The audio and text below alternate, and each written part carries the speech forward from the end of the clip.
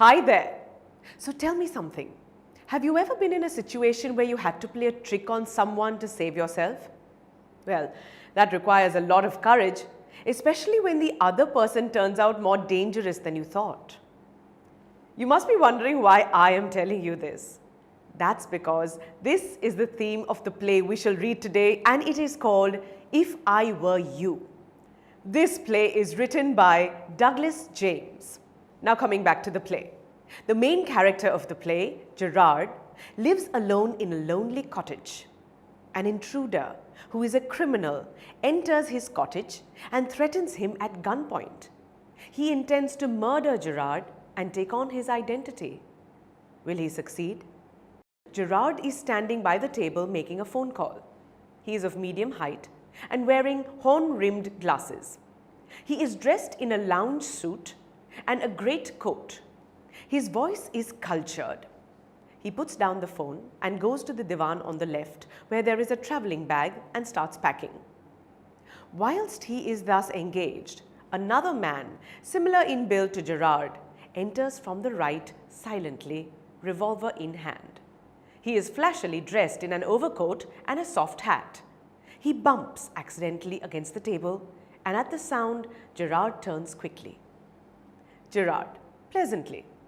Why, this is a surprise, Mr. Intruder.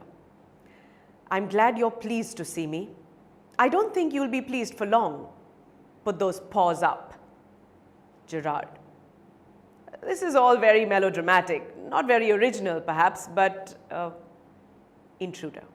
Trying to be calm and Gerard.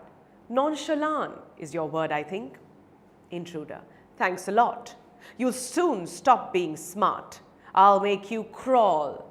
I want to know a few things, see? Gerard. Anything you like. I know all the answers. But before we begin, I should like to change my position. You may be comfortable, but I am not.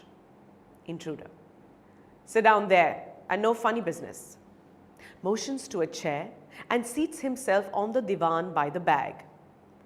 Now then, we'll have a nice little talk about yourself. Gerard. At last, a sympathetic audience. I'll tell you the story of my life. How as a child I was stolen by the gypsies, and why at the age of 32 I find myself in my lonely Essex cottage. How... Intruder. Keep it to yourself and just answer my questions. You live here alone? So, have I managed to intrigue you? And do you want to know what happens next? Well, we are going to find out soon. But before that, let us understand what we read so far. Now, the first thing that has been described is the stage setup of the play. Set inside a small cottage, the backdrop of the stage has a door towards the right, and it can be covered with a curtain. Then there is another door to the left. Now, it must be a functional door. The furniture of the setup is very basic. It consists of a small table towards the left, a couple of chairs and a divan. Also, a telephone is kept on the table.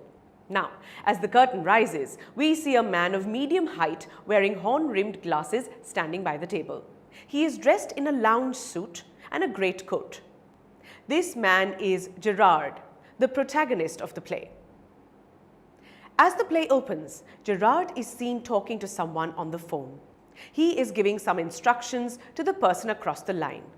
After putting down the phone, he goes towards the divan on the left, where a travelling bag is kept. Thereafter, he starts packing. At that moment, a man similar to Gerard's build enters the cottage with a revolver in hand. He is gaudily dressed in an overcoat and a soft hat. And as he enters, he accidentally bumps against the table and makes a sound. Gerard turns quickly on hearing the sound. Now here's the interesting part. Instead of being scared or shocked, Gerard greets the intruder very pleasantly and confidently. But naturally, he fumbles for his name. The intruder sarcastically says that he is glad that Gerard is pleased to see him. Then he further adds that he won't be pleased for long. The intruder reveals that he is a jewel robber and he is running away from the cops. And the most shocking thing is that he was there to kill Gerard. So what do you think? Will the intruder actually kill Gerard? We shall soon find out. But before that, let's look at some new words in this part of the play. The first word that we have is melodramatic, and that means to show emotions that are stronger than necessary or usual for a situation. Then we have the word nonchalant, which means to feel or appear casually calm and relaxed. Next, we have the word inflection, that refers to the modulation of intonation or pitch in the voice. Finally, we have the word trifle, which means a thing of little value or importance. Now let's read further to understand more about the play. TutorMate. For more amazing video lectures, download the free app on the Apple App Store or Google Play Store.